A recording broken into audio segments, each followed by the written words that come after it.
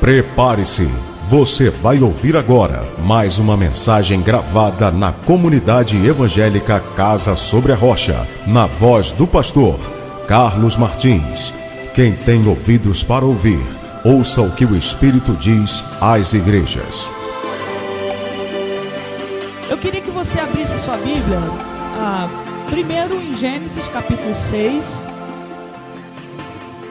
Eu vou ler mais uma vez o versículo 5, onde a gente tem trabalhado. Deus tem nos orientado acerca de muitas coisas. Eu, como falei com os irmãos, eu gostei tanto do tema do mês da família, que eu ainda estou lá, né? Saí ainda. Gênesis capítulo 6, versículo 5, diz assim: Viu o Senhor que a maldade do homem se multiplicara sobre a terra, e que toda a imaginação dos pensamentos do seu coração era má continuamente. Nós falamos, irmãos, nós trazemos alguns pontos aqui, destacando do texto, alguns exemplos que a gente tirou, tanto na vida de Noé, né? A gente está aqui junto com ele na arca, e também a gente falou um pouco pela manhã, dessa ótica de Deus, nessa geração que foi diagnosticada por ele como má continuamente. Às vezes o texto bíblico, se a gente não ler ele com atenção, e não tiver essa atenção voltada para os detalhes, a gente pode passar desapercebido em alguns pontos importantes. Por exemplo, quando a gente se debruça no versículo 5, nós vamos ver o Criador dizendo que aquela geração não tinha jeito. Aqueles seres humanos estavam fadados à morte, e o Novo Testamento vai apresentá-los aprisionados lá no inferno. Aquelas almas, essas almas aqui que não teve conserto. O próprio Deus vai diagnosticar que a maldade dos seus corações, ela era má continuamente.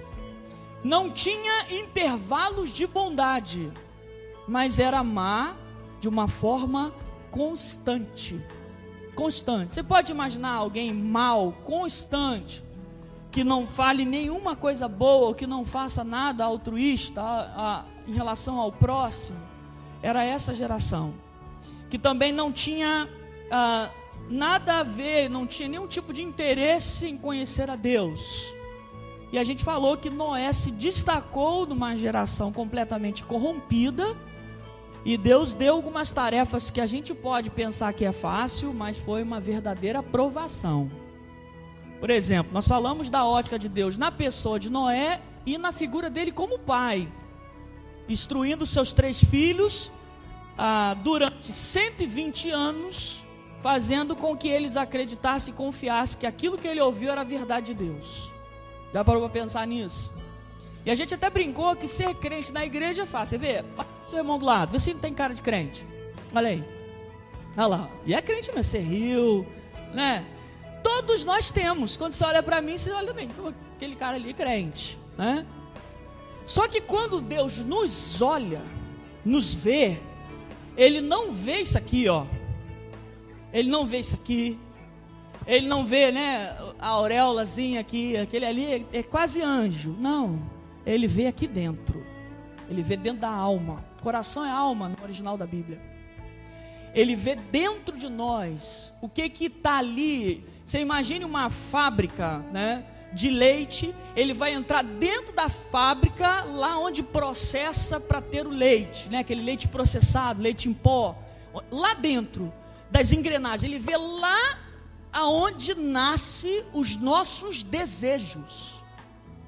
E quando ele olhou para o coração dessa geração, ele viu, caramba, lá só produz coisa ruim, não tem nada de bom. Mas quando ele olhou para Noé, ele falou assim: esse tem inteireza de coração, ele é íntegro.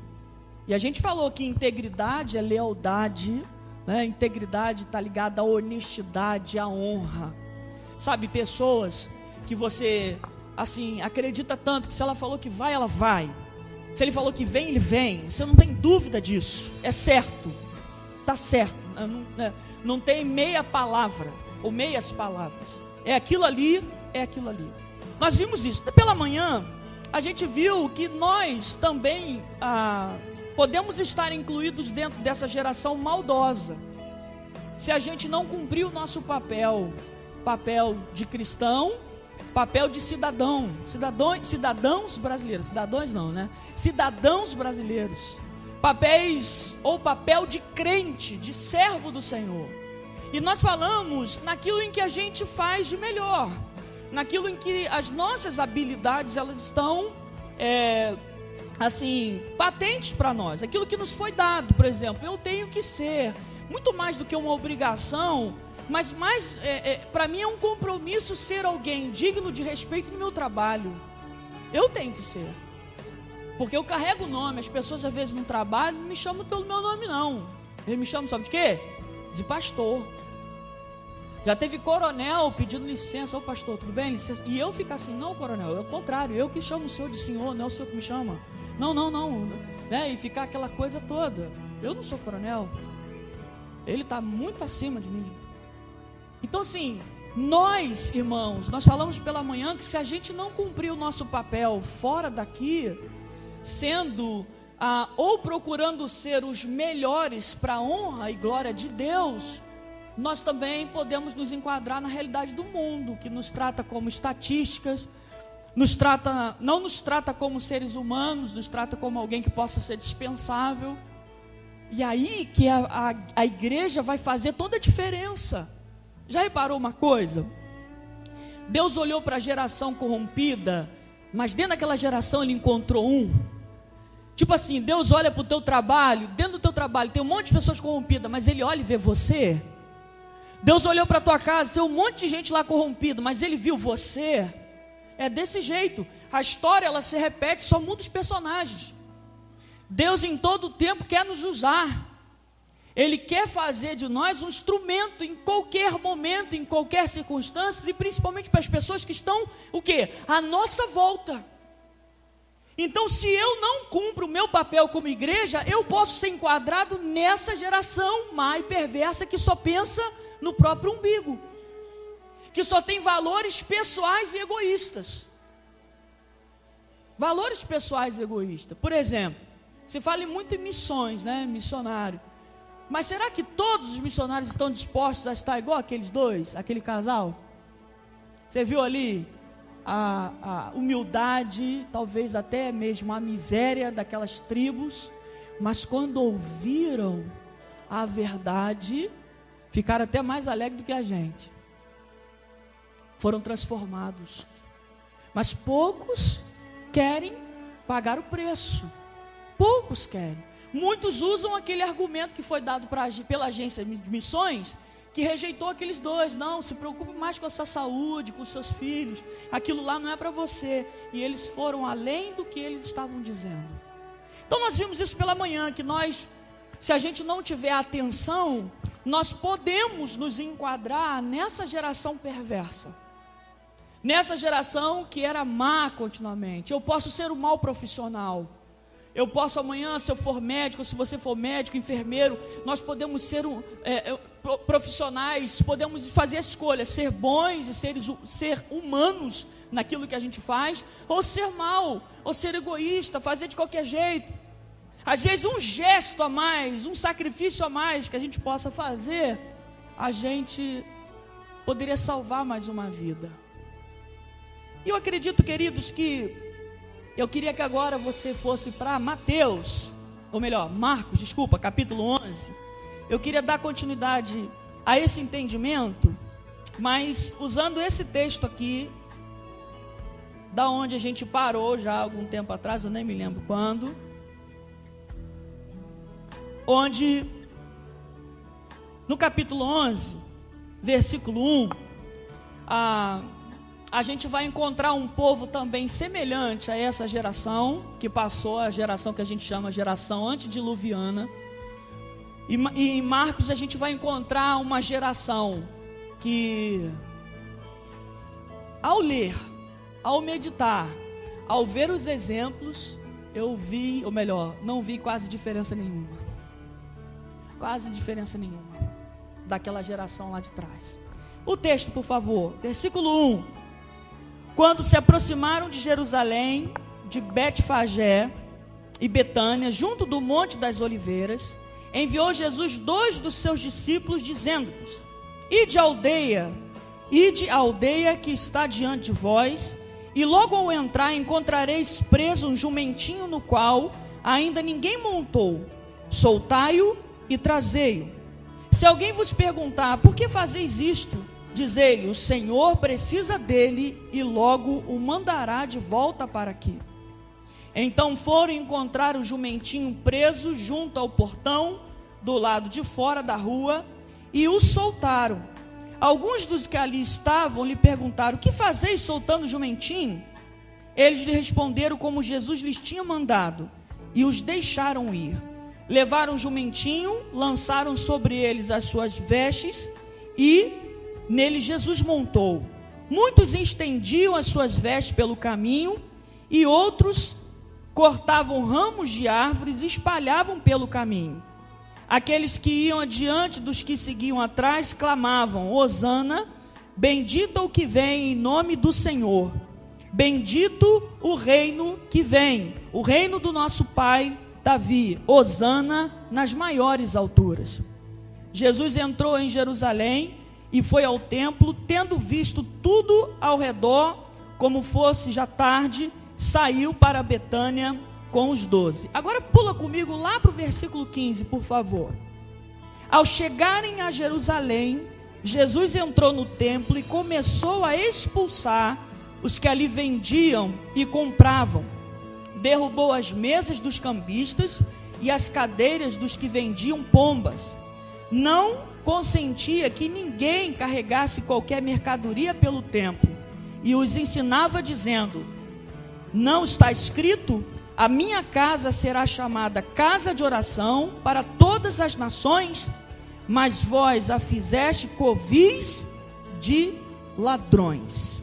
Os escribas e fariseus, sacerdotes, tendo ouvido isto, buscavam ocasião para matá-lo, pois o temiam, porque toda a multidão estava admirada de sua doutrina. Caindo a tarde, saíram da cidade. Esse texto, irmãos, ele, para mim, ele fecha um entendimento de que, assim, essa história, ela repete. Até os jovens me perguntaram assim: qual é o tema para a gente preparar um louvor para o final? Eu botei o grito dos equivocados, porque estavam completamente equivocados. Para a gente poder entender esse negócio de jumentinho, né, Jesus entrando ali montado no jumentinho, havia naquela época bíblica a história de que quando um rei ele saía para a batalha, quando ele ia guerrear algum povo, ele saía montado num grande cavalo, aqueles cavalos de guerra, né, do tempo medieval, que saía com aqueles escudos, espadas. E quando esse rei ele conquistava a nação que ele ia, né, que ele foi combater, ele voltava sentado num jumentinho que configurava que agora ele estava voltando em paz.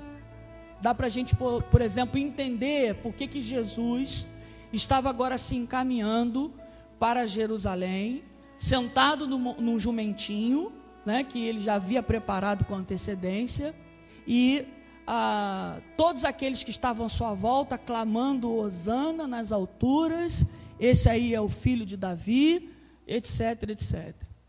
Quando a gente volta lá atrás, em Gênesis, nós vamos ver que o coração daquele povo, ele era movido por violência. E você pode entender comigo que o que o judeu esperava, irmãos, na vinda de Jesus, acho que a última coisa que ele esperava é que Jesus entrasse em Jerusalém, sentado num jumentinho. O judeu tinha a esperança e a ideia, também por causa do seu coração que estava corrompido, completamente corrompido, ele tinha a ideia de que Jesus viria num grande exército, montado num grande cavalo, para derrotar os seus opressores, para derrotar o Império Romano da época, que os oprimia, que fazia com que eles pagassem impostos, que colocava ali jugo de escravidão em cima deles. Só que Jesus vai contrariar toda a história. Jesus manda preparar um jumentinho e ele entra na cidade com o jumentinho. E é muito interessante que, irmãos, o grito desses judeus, quando eles falam, por exemplo, Hosana, Hosana em algumas partes da Bíblia vai representar adoração a Deus. Mas nesse caso aqui representava como se o povo estivesse pedindo socorro ao rei. Era como se o povo estivesse gritando: chegou a hora de destruir os inimigos. E eles fazem referência aqui à própria figura de Davi, que foi um dos maiores guerreiros sanguinários já usados por Deus. Ele tinha tanto sangue em suas mãos, que Deus o proibiu de construir o quê? O templo. E agora aquele grupo de judeus equivocados, completamente corrompidos no seu coração, os seus líderes cheios de violência o tempo todo tramando matar Jesus, porque a multidão o seguia. Eles, quando visualizam Jesus a entrar, queridos, em Jerusalém, eles começam a gritar, eles começam a dar júbilos de vitória, porque estava entrando aquele que ia trucidar os seus inimigos. Essa é mais ou menos a história, para a gente poder compreender essa narrativa. Só que o que Jesus veio fazer, irmãos? A gente tem dentro do nosso ser, nosso coração, eu acredito que o nosso coração hoje ele é um campo de batalha. A maior guerra que nós travamos todos os dias não é com o nosso irmão, não é com o nosso familiar, não é com o inimigo que nos cerca. A maior guerra que nós travamos diariamente é com a gente mesmo. É a guerra no coração, é a guerra interna. Se a gente observar bem, os judeus daquela época, eles não estavam só aprisionados externamente pelo Império Romano. Eles estavam aprisionados internamente pelo seu coração corrompido, cheio de violência, como essa geração antediluviana. Eles estavam exatamente na mesma condição. Se tivesse outro Noé ali, se tivesse outra arca, esse povo ficava fora. A começar pelos líderes daquela igreja da época, os fariseus, os saduceus, os escribas, os sacerdotes. Porque quando eles se depararam na simplicidade do Deus encarnado, na figura de Cristo, eles desejaram o quê? Matá-lo. Eles não desejaram segui-lo. Eles não desejaram se submeter a ele, mesmo com aquela quantidade de milagres e prodígios que Jesus já havia feito. E nós sabemos que Jerusalém é o quê? A capital. Era o centro, era ali o nervo central religioso do judaísmo. Então a ideia que o texto vai nos trazer é que Jesus, ao entrar em Jerusalém, né, e o texto ele vai dizer que ele entra no templo. E aí a gente pode, por analogia, entender a obra que Jesus fez dentro do nosso coração. Se a gente entende, queridos, que Jerusalém era o centro nervoso da adoração, e quando Jesus ele também entra dentro do templo e ele começa a expulsar todos aqueles lixos que estavam ali, bandidos, ladrões, aqueles que estavam negociando coisas que não eram para ser negociadas, e ele começa a expulsar todo mundo dali. Isso, por uma figura em analogia, nós podemos entender que Jesus fez isso, a mesma coisa dentro de nós. Só que aquele povo, aquela geração daquela época não conseguiu entender dessa forma. Eles tinham a figura e a ótica no inimigo errado. O inimigo, o maior inimigo deles não eram os romanos, eram os seus próprios corações. A obra que Cristo fez em nós, em mim, em você, foi uma obra invisível e foi uma obra lá dentro, lá na fábrica das vontades, lá onde nascem os desejos, lá onde nós produzimos. Jesus falou que lá dentro do coração do homem procede os maus pensamentos, adultério, homicídio e tantas outras coisas. Mas eu acredito que de homens que ainda não foram transformados dentro da fábrica, dentro de onde é processado todos esses impulsos, tudo aquilo que a gente vê, aquilo que entra para dentro do nosso corpo como fosse matéria-prima para o pecado, e agora eles encontram uma fábrica, um equipamento totalmente preparado para produzir coisas boas, mas que precisou do carpinteiro lá ajustar algumas engrenagens, em alguns casos, irmãos, até trocar algumas engrenagens. O grande desafio, queridos, é que ele entrou naquele templo, e aquele templo pode significar o nosso coração. Ele falou que aquele lugar estava cheio de roubo, cheio de violência, cheio de trapaça, cheio de prostituições. Estava um lugar completamente corrompido. E Jesus, ele identifica e ele vai falar assim: olha, esse lugar, ele deve ser regido como lugar de oração. De oração. Se a gente perceber bem, a nossa vida hoje, ela precisa ser regida por oração, por conversa e diálogo com Deus. Sabe por quê? Porque senão a gente pode permitir que todo esse lixo possa voltar. Eu acredito que foi, talvez, um choque muito grande quando Jesus entra no lugar, na casa do seu pai. Nós sabemos que não é a mesma casa que Salomão construiu, porque ela foi destruída algumas vezes, mas representava aquela casa onde Deus falou que o seu nome estaria ali, e que se o povo, que se chama pelo meu nome, orasse, humilhasse ali naquela casa, ele ouviria do céu. Aquela casa foi instituída para que o povo voltasse lá, se arrependesse e apresentasse a Deus um tipo de sacrifício, uma oferta para Ele, e em muitos casos uma oferta em expiação ao pecado. Mas eles tinham criado a casa de Deus, o local de oração, eles tinham criado um verdadeiro mercadão de Madureira. Já foi no mercadão de Madureira? Tem andar para cada religião. O terceiro andar tu passa mal, com aquele cheiro de incenso misturado com torresmo, com carne frita, carne seca, é uma coisa horrível, Eles tinham transformado aquele lugar tinha perdido o seu ideal. E se a gente, irmãos, entender que a nossa vida também, outrora, era sem sentido, nós vamos reconhecer que a obra que o Senhor Jesus fez em nós foi uma obra muito grande. Ele entrou dentro de nós, Ele nos limpou completamente, Ele expulsou. É interessante que alguns irmãos, eu passei também por isso, no momento da conversão genuína, tivemos que chorar e sofrer.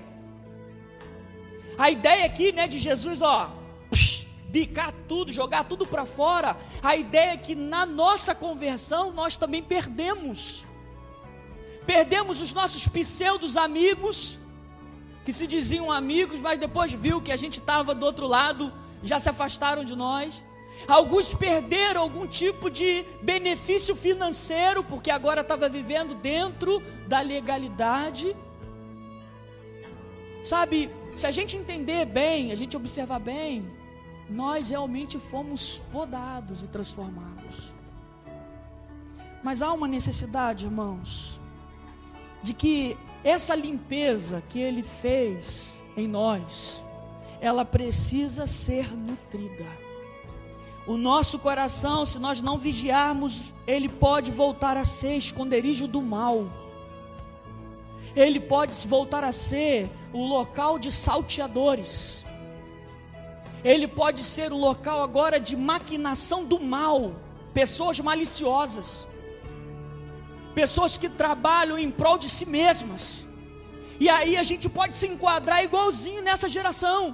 E o que mais me chama a atenção, que em Mateus 24, Jesus vai falar que assim como nos dias de Noé, as pessoas casavam, davam-se em casamento, comiam, bebiam, até que veio o dilúvio, e eles só deram conta quando a chuva começou a cair. Mais do que nunca, nós temos que olhar para Noé e entender que a nossa vida ela vai estar de pé se nós tivermos a perseverança que ele teve. Quantos anos ele ficou construindo a arca? 120 anos. Chovia todo dia, né? Quando ele construía a arca, né? Não tinha chovido. A primeira vez que choveu foi o dilúvio. Talvez é porque, né? Primeira vez choveu tudo que tinha que chover. 120 anos construindo uma arca com a sua família ali, sendo um exemplo de pai, um exemplo de marido, sendo um homem de Deus, sendo perseverante no seu objetivo, tendo uma fé inabalável mesmo diante do escárnio. Sai daí, ô maluco, fica construindo essa banheira aí, vai querer dar banho a elefante? Pode ser desse tipo, irmãos, que ele passou os 120 anos ouvindo. E tem mais, a gente também já sinalizou isso antes. Deus deu 120 anos de oportunidade para aquela geração voltar atrás. Ele deu 120 anos para aquela geração se arrepender. Mas eles não quiseram se arrepender. Eu acredito que o estado da maldade, os corações chegaram. Deus entendeu que era impossível consertar. A máquina quebrou. É como o trem, trem avaliou, né? Então não tem mais, trem quebrou, vai ter que trocar de trem, né? Vamos embora, não tem mais jeito. Deus entendeu que não tinha mais jeito, queridos. Eu até coloquei aqui para os irmãos a tristeza de Deus olhar para a arca e ver que tinha mais bicho do que ser humano.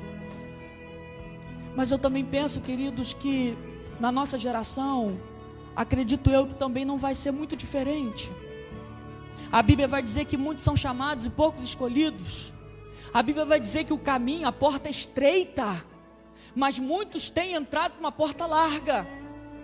Muitos querem estar numa porta larga. Muitos querem viver uma vida sem compromisso, uma vida sem renúncia, com cruz de papelão, com rodinha e com alça na ponta. Não existe isso. Não existe evangelho sem dor, sem sofrimento, sem renúncia, sem cruz. Não existe. Não existe evangelho sem submissão, sem você realmente entender alguns princípios que Deus estabeleceu. Não existe. Não existe evangelho se você não está pronto a padecer, por ser honesto, por ser fiel, por ter uma honra, por ter uma lealdade. Não existe. E aí a gente percebe que muitos não têm permitido, como essa geração agora de Cristo aqui, do ano 1, do início da era cristã, muitos não quiseram, não permitiram. E nós? Será que nós não estamos nos enganando? Porque eu posso enganar vocês. Eu posso com o meu rosto mostrar que está tudo bem. Eu brinquei de manhã, falei que tem dia que as coisas dão tudo errado, né? Eu tenho atravessado umas 2 semanas dando tudo errado. Hoje, por exemplo, tive que pular o portão para chegar na igreja. Me trancaram dentro de casa, eu sem a chave, a chave está no carro, o carro estava na rua, meu pai passou, trancou, foi embora. E eu, como é que eu vou sair? Aí eu pulando o portão de terno e gravata, com Bíblia na mão. Mas não pode ter obstáculo que não seja vencido, né? Simone, segura o portão, segura a escada. Botei a escada, pulei, ela levou a escada e eu vim para cá. Mas sabe, será que nós sempre teremos as vantagens? Será que nós sempre teremos que, como muitos dizem, pregam, né? Não, você sempre será vitorioso. Queridos, até na derrota nós vencemos. Em Cristo, até na derrota nós somos vencedores. Até nas perdas nós vencemos, porque nós estamos protegidos debaixo da mão dele.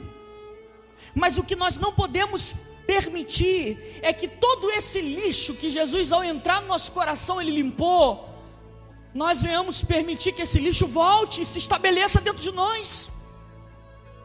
E se eu não for guiado por ele, pela sua palavra, pelos seus mandamentos, eu corro o risco de criar os meus próprios mandamentos. Nós já temos isso, né? Nós criamos o nosso evangeliquez. Nós temos às vezes a nossa forma de falar que talvez aquele que não conhece nem entende. Nós temos às vezes o pensamento de que Deus pensa do mesmo jeito que a gente pensa. Nós falamos pela manhã, tem gente que pensa que só porque ele vai estar na frente liderando é que as coisas vão dar certo. Quem é que disse? Quem é que disse? Nós somos, por Deus, facilmente substituídos.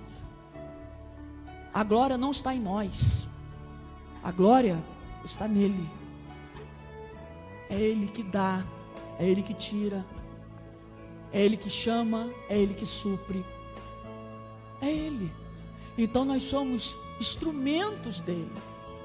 Nós estamos aqui para ser usado por Ele, mas a glória e a honra é dele.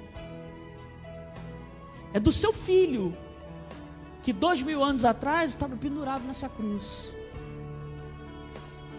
Então nós temos que colocar toda a direção, o trono, essa guerra no nosso coração. Nós só vamos vencer, queridos, se nós nos submetermos ao senhorio de Cristo.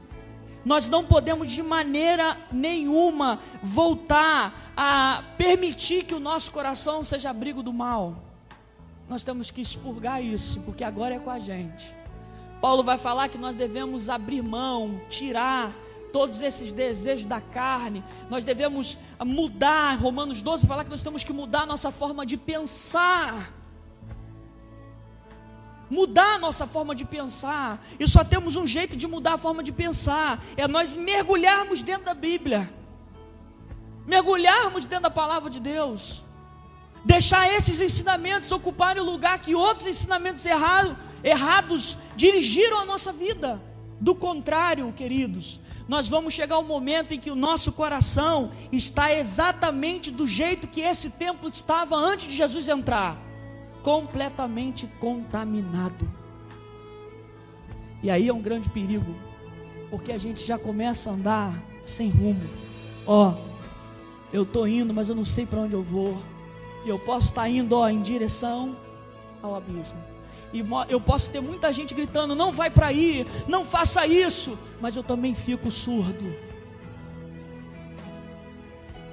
porque o pecado, ele vai permitindo que eu venha perder todas as minhas faculdades. Ele vai entorpecendo. Você lembra daquele filme Percy Jackson, Ladrão de Raios? Você vê quando ele entra lá naquela boate e toda hora vem uma moça: por favor, uma florzinha de lótus. E ele comia, mais uma florzinha de lótus. Você viu esse filme? Levanta a mão quem viu. Quem não viu, veja. Essa parte é muito interessante. Eu falei para as minhas irmãs, a flor de lótus significa o pecado, simboliza o pecado. Quanto mais come, mais alienado de Deus fica. E quando ele começa, aí o pai dele, né, eu não sei qual é o nome do Deus lá, será Zeus, Peus, não sei qual é o nome. Eu sei que ele começa a falar: não, Percy, não. E ele começa: não coma a flor de lótus, porque você vai ficar entorpecido por ela. Irmãos, quanta gente entorpecida na nossa geração, que está se deleitando com o pecado, com o pecado da desobediência a Deus, com o pecado da infidelidade conjugal, com o pecado da maldade. E quanto mais come, mais cego e mais surdo fica. Quando ele para de comer, ele começa a acordar do transe. E ele descobriu que já estava alguns dias lá dentro que pareciam horas. E eu vi aquilo ali, achei muito legal, porque quanta luz, já viu? Se você viu o filme, quantas luzes brilhando, né? O pé de porco lá ia até casar com aquelas mulheres todas. Não era pé de porco não, é pé de bode, né? Ele ia até casar com aquelas meninas lá, né? Eu vou casar. Então você vê aquela fantasia. E tem gente que vive assim, completamente no mundo da fantasia. Não tem nada a ver, pastor. Eu posso muito bem ter uma vida, eu vou transar com a minha namorada, eu vou viver uma vida completa, eu estou pronto, estou preparado. Não está.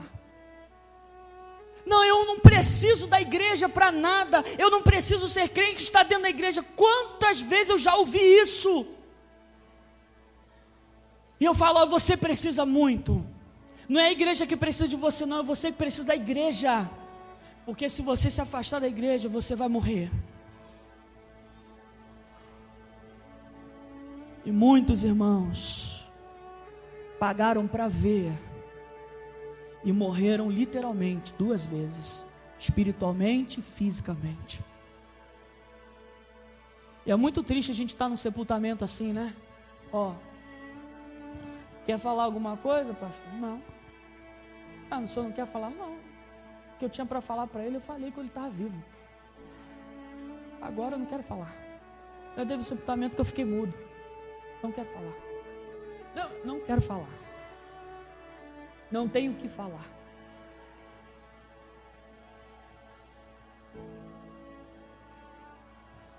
Há um tempo, irmãos, que foi nos dado, e eu acredito que esse tempo está correndo.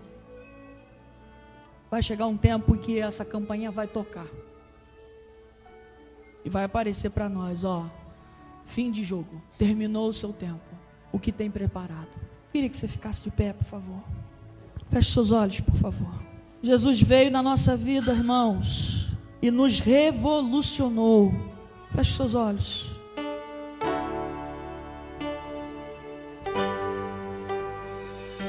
Ele quer ouvir no nosso coração brados de júbilo, oração. O Espírito Santo habita dentro de nós. E nós precisamos conversar com Ele. Quando nós oramos, a Bíblia diz que Ele até interpreta para Deus os nossos gemidos inexprimíveis. É a oração que é feita sem palavra, de tanta emoção que você está, e você geme, e Ele traduz o teu gemido para Deus. Como que está o teu coração nessa noite? Seja sincero. Como que está o teu coração nessa noite? Ele é um abrigo do mal? Ou ele é casa de oração? Ele produz coisas boas? Ou ele só produz contenda e malícias? Como está o nosso coração?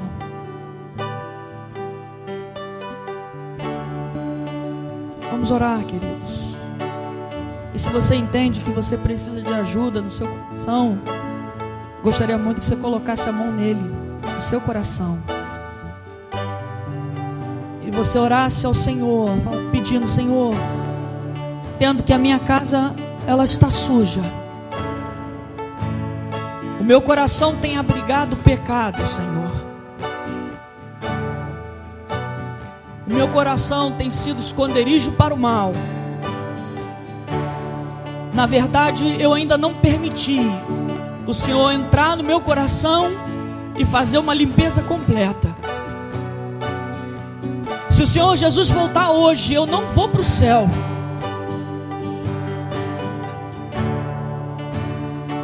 Porque o meu coração está completamente endurecido. Eu ainda não estou vivendo a nova vida em Cristo Jesus. Eu estou na velha vida. Eu não sou ainda nova criatura. Eu sou filho da ira. Porque eu não quis e ainda não quero, não tenho tido vontade, desejo de ouvir a sua voz. Mas hoje eu quero. Ele tem coragem de dizer isso para Ele. Hoje eu desejo que o Senhor entre no meu coração, na minha alma, e venha limpar a minha alma, limpar a minha mente, tirar tudo aquilo que não provém de Ti, todo o lixo que foi lançado pelo diabo, que tem feito eu entender as coisas erradas. que tem impedido de eu ser uma pessoa humilde, que tem feito eu desperdiçar o meu tempo com coisas vãs, que tem feito eu pensar em mim mesmo e não me preocupar com o meu semelhante.